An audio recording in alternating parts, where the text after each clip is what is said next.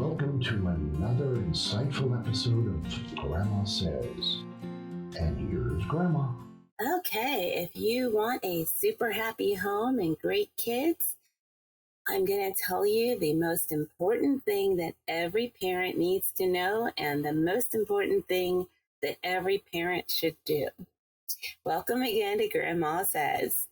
Okay, so there are 3 things that you need to do as a parent to make sure that you have a happy home, obedient kids, and pretty much a very laid back, enjoyable life.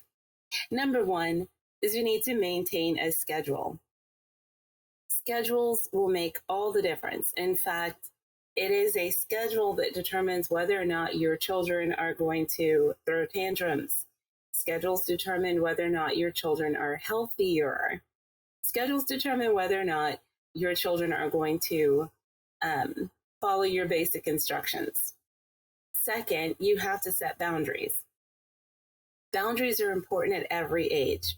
There's a school of thought that says, oh, just let the child go and explore. And they explore their way and fall down the stairs.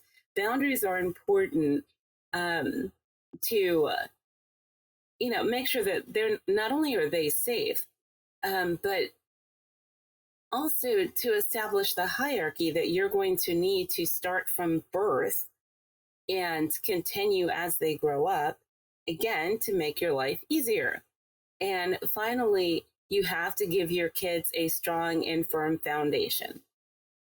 The earlier that you do the 3 things I just mentioned, the more success you will have in creating a great and happy atmosphere, whether you're at home or away from home. Okay? So, to start, let's talk about schedules. Now, when I say schedule, I'm not saying that you have to walk around with a stopwatch. What you do to set a schedule is you look at your own time first. And I know some people, oh my God, that's so selfish. No. You want to look at what do you do during the day? When do you work? When do you eat? When do you sleep? Whatever it is that you do, you then take the child's schedule and have it line up with yours. So, for instance, if you have small kids and you are, I don't know, a YouTuber, so you are online making videos, that's not the time that you want your kid running into your office or screaming at the top of their lungs or throwing toys at your computer. If you want them to either take a nap or go play, they should be doing something else while you're working. Eating, for instance, if you want your kids to eat when you eat, then you have to line their schedule up with yours. Now, when they're young, you can pretty much set their schedule to match yours based on your schedule versus the schedule that everybody else would say that, there's a school of thought that would say things like, well, kids have to eat 3 times a day and they should eat exactly at noon. Yeah, okay, whatever. The reality is you eat when you need to eat. So if you have your kids sleep during the day and keep them up at night and they eat at 2 a.m. when you eat at 2 a.m., that's a schedule. It might not be conventional for other people, but if that's what works for you, then that's what you need to do. So scheduling makes it so that your kids understand what time it is, what the expectations are, and it helps them to prepare themselves mentally and physically for whatever activity you've put on the table. Now, how do you get your kids to do what you want them to do when you want them to do it? When they're newborns, you just make them do it. I mean, I know that's what? Newborns don't have a choice in the matter. When it's time to eat, you feed them. Yay, schedule's done. When children get older, however, you want to use signifiers. So like for toddlers, taking out a bib and putting the bib on should indicate it's time to eat. Different songs will tell them it's time to sleep. It's time to clean up. It's time to do what we need to do. So you're going to use environmental signals for older children. You also want to reward good behavior so that they will become accustomed to, oh, if I eat my carrots at lunch, then I'm going to get, a cookie for dessert. If I throw my carrots on the floor, I'm not going to get cookies for dessert. So as you start to work with them on this, they will get used to or accustomed to the schedule. And it, you know, at the end of the day, it becomes way easier because when it's time to eat, you don't have tantrums. Instead, you have kids looking forward to, oh, I might get a cookie, that kind of thing. Schedules are established by creating routines. Now, routines are things that you do around the same time over and over again every day. Now, sometimes a routine can change, but it should be really, really rare if your children are not school aged or older. Routines are the way to avoid tantrums. As in, I know we've all seen kids who, they're in a store and they fall out and they're rolling around screaming and yelling. Most of the time, it's because they don't have a routine. If they're in the store and it's late at night, they should probably be in bed. Or if they're screaming and it's noon, they should probably be taking a nap. If it's close to 2 o'clock and they're, throwing a fit, it's probably time to eat. The point is that if you have a routine and you enforce this routine, then you're giving signals that you're in control and that by being in control, your child is safe. Your children, when they feel safe and secure, will seldom misbehave in public because they understand that good behavior equals good rewards and happy mommy means happy kids.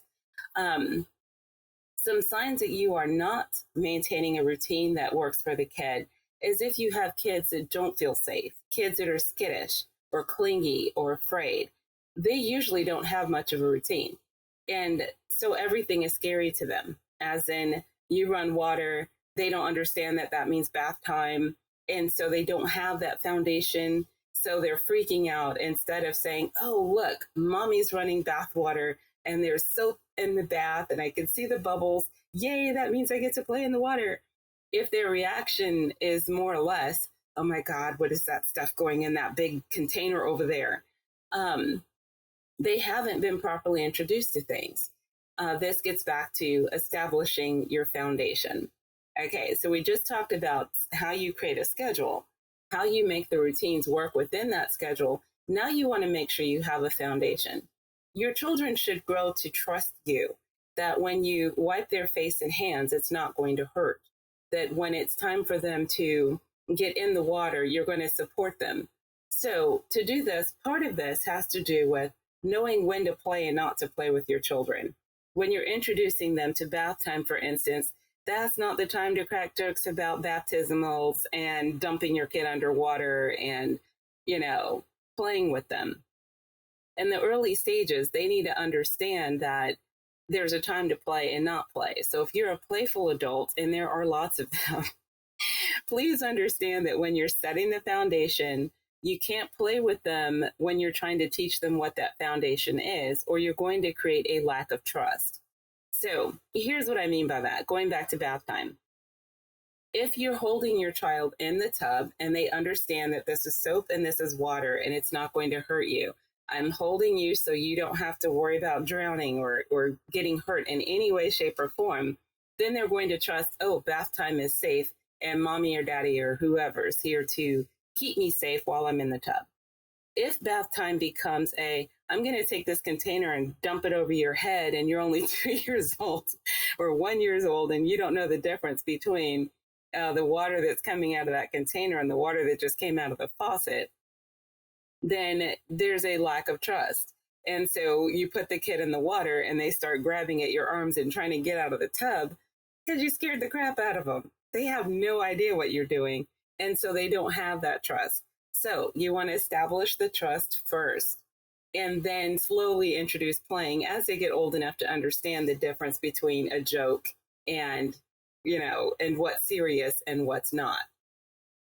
And not all kids are going to develop at the same time. There are kids who you could hold them upside down by their feet and they're going to think it's funny no matter what you're doing. And there's other kids where, even if you hold them with one arm, they're freaking out instead of you using both arms. So you have to be able to gauge the difference and at what stage they're developing, so that they have the proper foundation. Okay. Here's some ways to tell if you have developed proper trust. with small infants, if they fall asleep relatively quickly when you're giving them indicators that it's time to sleep, then they trust you, they feel safe, and they're going to sleep. If they're pushing at you or trying to hit you or kick you or get away from you, there's a good chance that you have not established proper trust. They don't feel safe with you and they're trying to get away from you. Now, as I said, that doesn't mean necessarily that it's a bad thing.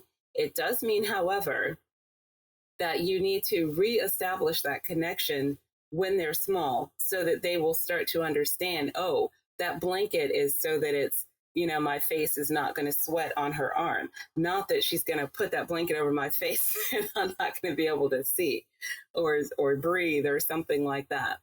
Because, we all have survival instincts. So even from birth, you're going to react to something based on how you feel it's going to affect you. And not all of us have realistic survival instincts. I mean, let's be real. There are some of us who are afraid of things that other people tease us about.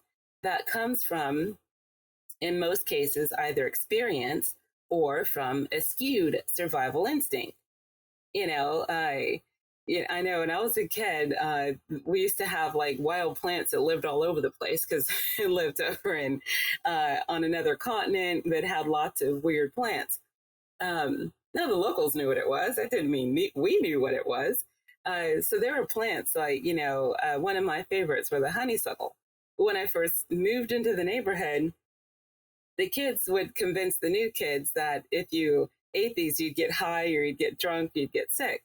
Well, lucky for us, we weren't that gullible. So, we actually looked it up. Yeah, back then you had to go to the library. But long story short, we found out honeysuckles are edible, not the whole plant, just the honey part in the middle.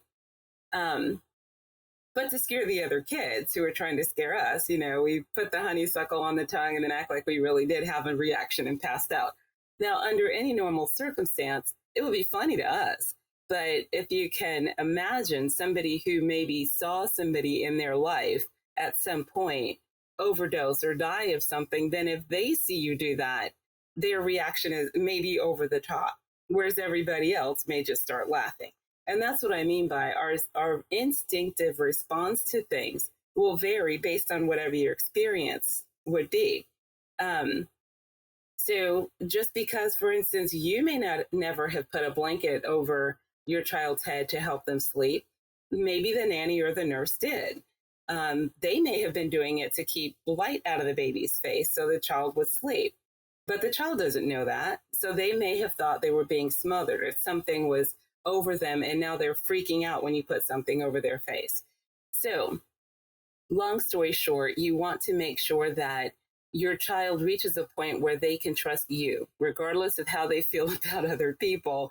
You have to set the proper foundation. So be careful with playing and goofing off with newborns. Get them to trust you first, and then you can start introducing goofiness and jokes and so forth as they get older, especially when they're able to start laughing with you and not freaking out when they see you. A sign that your toddler has been trained properly and that they trust you. If you call your child and they throw a tantrum or they run away from you, then there's a sign that you've either lost control, there's no trust, or your communication is off. So you'll need to retrain them.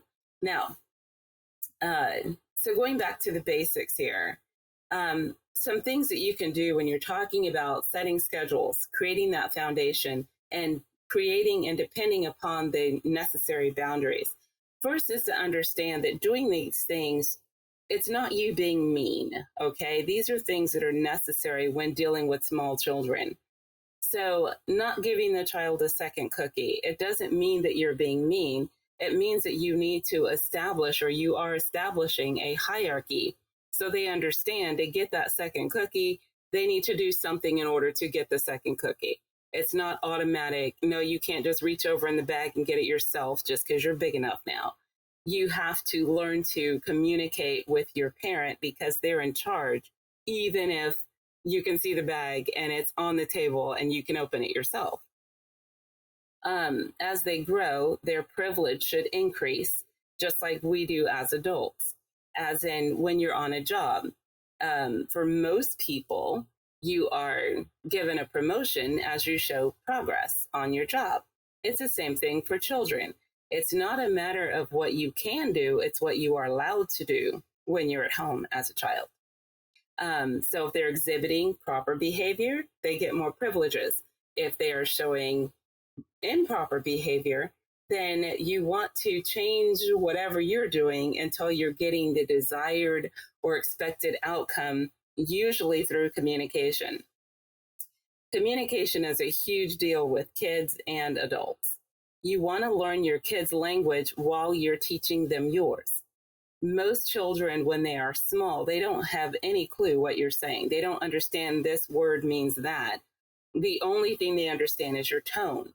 So there's a big difference. For instance, if you're telling, little Scotty, if you say, "Come here, Scotty," he knows that that's different from you saying, "Scotty, get over here now."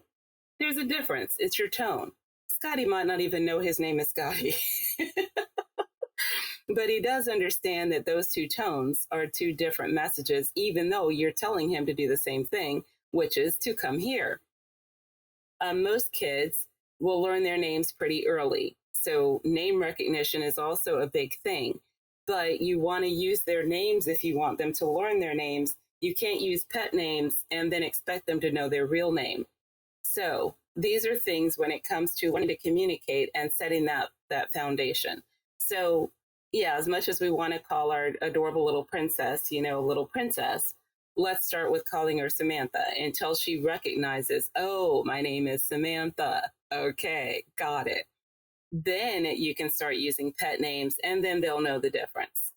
Okay, so here's some quick tips on how to do some basic things when it comes to schedules, foundation, and boundaries.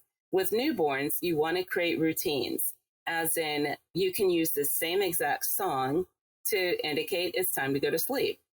You can use a soft music like a lullaby so that everything is uniform. You may use certain blankets that have certain smells, like if it's a burping cloth and a sleeping cloth, those should be two different blankets. The sleeping cloth should smell like something you're going to sleep on, like detergent or cotton or something pleasant. The burping cloth is probably going to smell more like food or milk, so that they know the difference. If they're sitting next to the burping cloth, they realize, hey, either I'm getting ready to eat or I'm getting ready to burp. There's something to do with food. Whereas the sleeping cloth would tell them and it may just be a small piece that you put under their face. It's not like you have to cover them in it. It's just using smell to help them to understand and differentiate between it's time for this and now it's time for that. With toddlers, the big thing with them is to keep them busy at all costs and at all times. I'll do a whole separate podcast with toddlers because that's a pretty big deal. But what you want to do with toddlers realistically, you have to be careful when you start setting a foundation and boundaries with toddlers, because whatever you start with is where you're going to have to continue in order for them to follow your lead properly. Toddlers are probably the most dangerous stage of childhood because they're just big enough to get into things, but they're too small to control what they're getting into. And you can't necessarily run around behind them all day long. That's not realistic. So with toddlers, to get them to do something, I'm going to give you a quick overview because, like I said, for them, it's going to take a whole podcast, probably several, to cover toddler years. But the main thing is you want to use music and you want to use signals, just like I mentioned with babies. The difference is that with toddlers, you want to increase the difficulty level.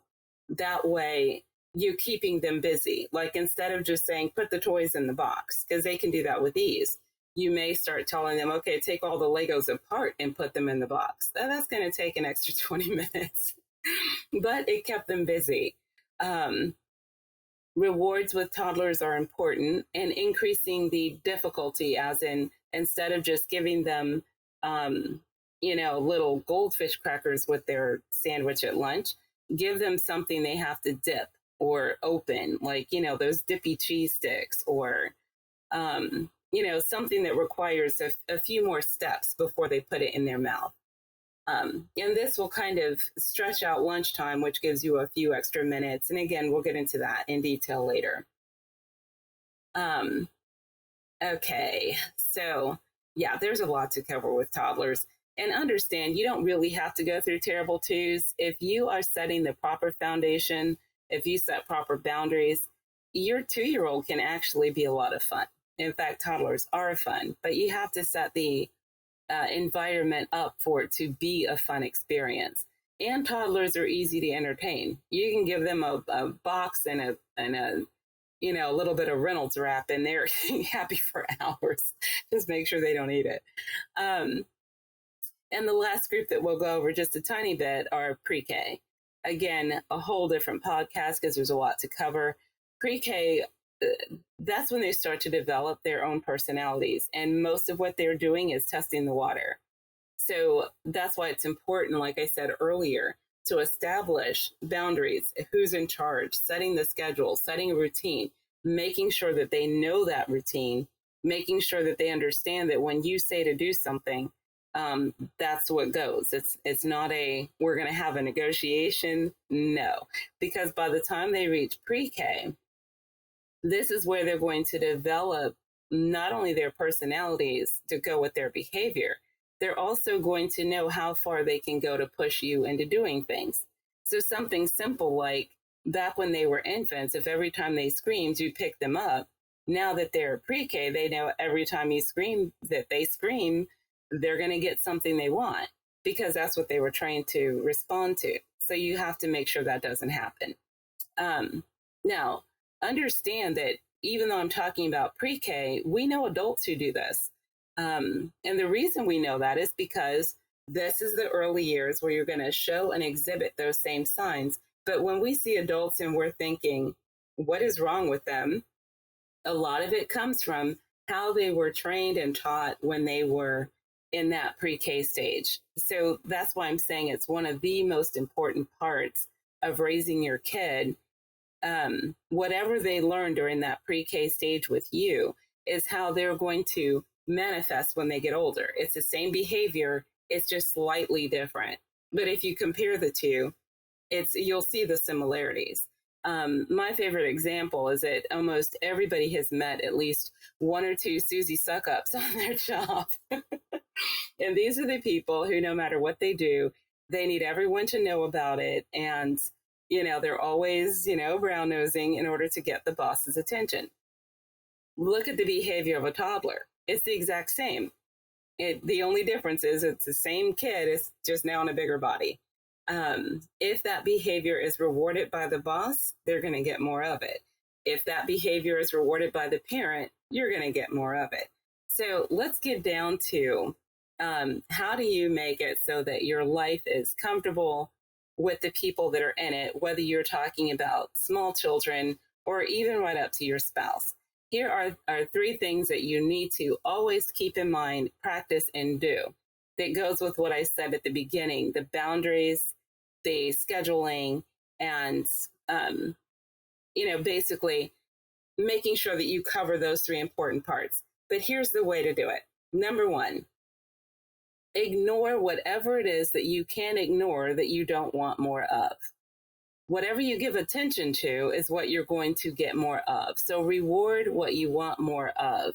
You want your child to finish eating their food, then you want to reward them every time they finish eating their food until they reach a point where that becomes their habit and you don't have to do it anymore. But on occasion, still mention it because you still want that as the behavior. Same with your spouse or any adults you're working with. You reward what you want more of. So if you have a coworker and they actually did their job, yay, then mention it. I don't mean go overboard, but it can be something like, wow, the files look great. I was so just beside myself trying to figure out how I was going to fix those files. And I'm so glad you did that. Thanks. That's a simple reward, but guess what? You're going to get more of what you just rewarded. When I say ignore what you can ignore, if somebody's doing something at any age and you can ignore it, then do that. If it's something you don't want more of. Most of the time, behavior is designed to get your attention. So if you take away that attention, you don't have to deal with it anymore. Discipline should only be used when they reach a point that they're doing something that is borderline dangerous or can become dangerous. There's no need to discipline every single time a child does something. If they drop a toy, they drop the toy. Show them how to pick it up, not wail and scream and slap their hands and how could you little so and so. That's not going to get you anywhere. So you want to only discipline if it's dangerous. If they run out into the street, that's dangerous. That requires discipline. But if they, if they didn't tie their shoe all the way, you want to discuss it, make sure they understand the importance, blah, blah, blah, because although it's dangerous, it's not going to kill them. Well, under most circumstances, it won't. And whatever rules you set, try not to deviate when possible. If you have decided that you're the one buying the food and they're going to eat the food, then you do not want to deviate by saying, okay, this week everyone gets to choose their own food. Not a good idea, ever. That doesn't mean they don't get to choose their snack, but they should not be planning your meal plan at, 3 years old. So this podcast ran a little bit long because it's actually a bigger topic than I realized. So what I will do is break these topics down into smaller bite-sized pieces because it is the most important thing that you need to know if you want to have that happy lifestyle. So again, scheduling, setting boundaries, and setting proper foundation.